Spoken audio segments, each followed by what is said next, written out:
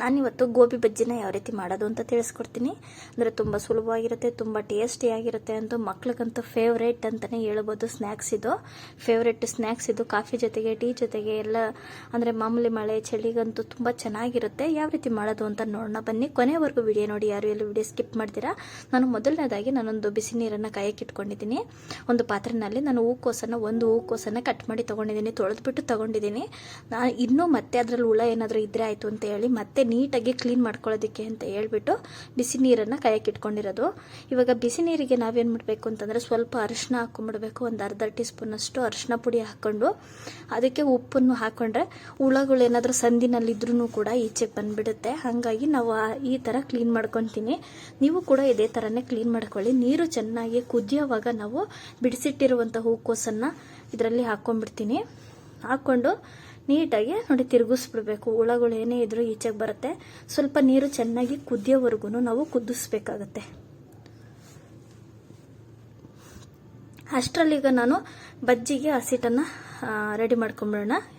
ಅದಕ್ಕೆ ಒಂದು ಬೌಲಷ್ಟು ಕಡಲೆ ಹಿಟ್ಟು, ಒಂದು ಅರ್ಧ ಬೌಲಷ್ಟು ಕಡಿಮೆನೇ ಅಕ್ಕಿ ಹಿಟ್ಟು, ಕೊತ್ತಂಬರಿ ಸ್ವಲ್ಪ, ಕರಿಬೇವು ಸ್ವಲ್ಪ ಹಾಕ್ಕೊಂಡ್ಬಿಡ್ತಾ ಇದ್ದೀನಿ.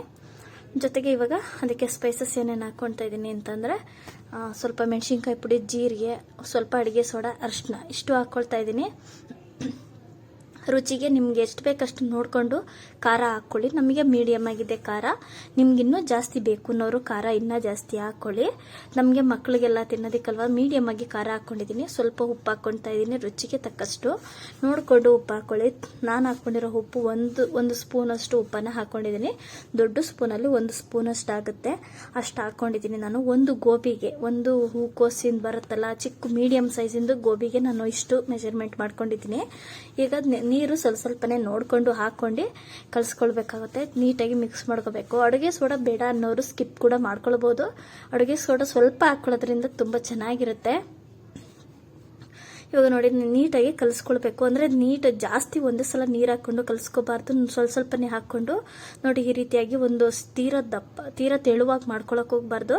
ಯಾಕಂದರೆ ಹೂಕೋಸಿಗೆ ಅದು ಅಂಟೋದಿಲ್ಲ. ಹಂಗಾಗಿ ತೆಳುವಾದರೆ ಚೆನ್ನಾಗಿರಲ್ಲ. ಸ್ವಲ್ಪ ಗಟ್ಟಿನೇ ಇರಬೇಕು. ನೋಡಿಕೊಂಡು ಒಂದು ಹದವಾಗಿ ನೋಡಿ, ಕೈಯಲ್ಲಿ ತೋರಿಸ್ತೀನಲ್ಲ ಈ ಹದವಾಗಿರಬೇಕು ಹಿಟ್ಟು.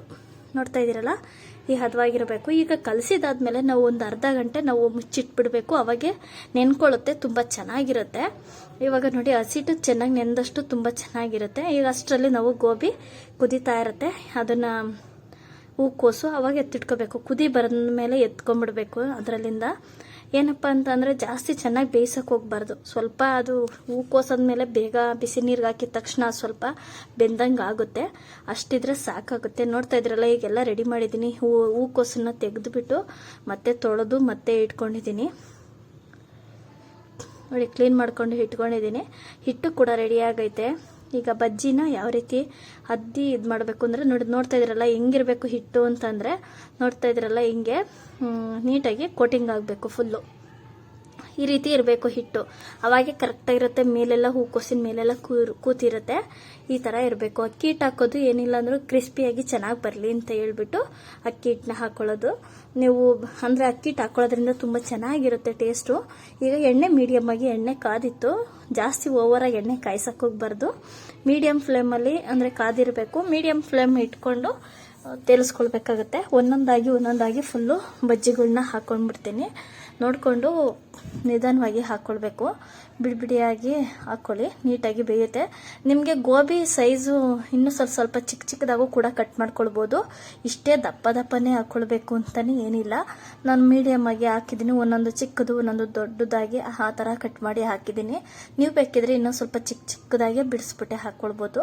ಇನ್ನು ದಪ್ಪನೇ ಹಾಕಬೇಕು ಅಂತೇನಿಲ್ಲ. ನಾನು ನೋಡೋಣ ಅಂತೇಳಿ ಕೆಲವೊಂದೊಂದು ಚಿಕ್ಕದೇ ಕಟ್ ಮಾಡಿ ಹಾಕಿದ್ದೀನಿ, ಒಂದೊಂದು ದಪ್ಪನೇ ಕಟ್ ಮಾಡಿ ಹಾಕಿದ್ದೀನಿ.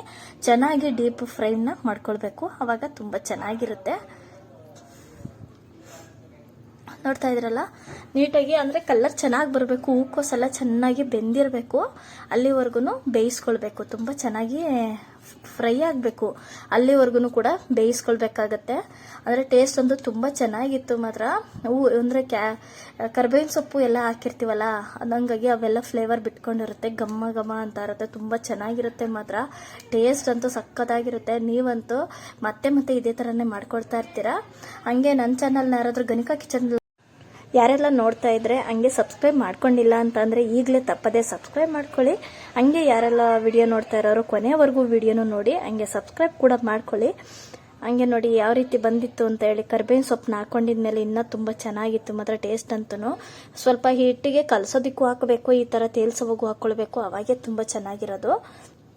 ಟೇಸ್ಟ್ ಅಂತೂ ಸಕ್ಕತ್ತಾಗಿತ್ತು. ನೀವು ಒಂದ್ಸಲ ನೋಡಿ. ಅಂದರೆ ಈ ಥರ ಬೋಂಡಾಗ್ಯದೆ ಹೂಕೋಸಿಂದ, ಅದೇ ಗೋಬಿ ಬಜ್ಜಿಗೆ ಮಾತ್ರನ ಹೂಕೋಸಿಂದಕ್ಕೆ ನೀವು ಇದರಲ್ಲಿ ಸಾಸದ ಜೊತೆಗಾದ್ರೂ ತಿನ್ಬೋದು. ಇಲ್ಲ ಅಂತಂದರೆ ನೀವು ಬೇಕಿದ್ರೆ ಚಟ್ನಿ ಮಾಡಿಕೊಂಡು, ಗ್ರೀನ್ ಚಟ್ನಿ ಬರುತ್ತಲ್ಲ, ಪುದೀನ ಕೊತ್ತಂಬರಿ ಇದೆಲ್ಲ ಹಾಕ್ಕೊಂಡು ಚಟ್ನಿ ಕೂಡ ಮಾಡಿಕೊಂಡು ಕೂಡ ತಿನ್ಬೋದು. ತುಂಬ ಚೆನ್ನಾಗಿರುತ್ತೆ.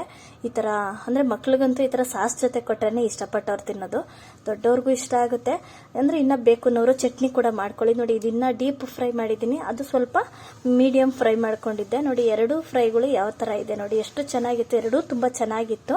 ಇದು ಮಾಮೂಲಿ ಫುಲ್ಲು ಡೀಪ್ ಫ್ರೈ ಮಾಡ್ಕೊಂಡಿದ್ದೀನಿ ನೋಡಿ. ಹಾಗೆ ಎಲ್ರಿಗೂ ನಮಸ್ಕಾರ. ನಾನು ಮುಂದಿನ ವಿಡಿಯೋದಲ್ಲಿ ಸಿಗ್ತೀನಿ.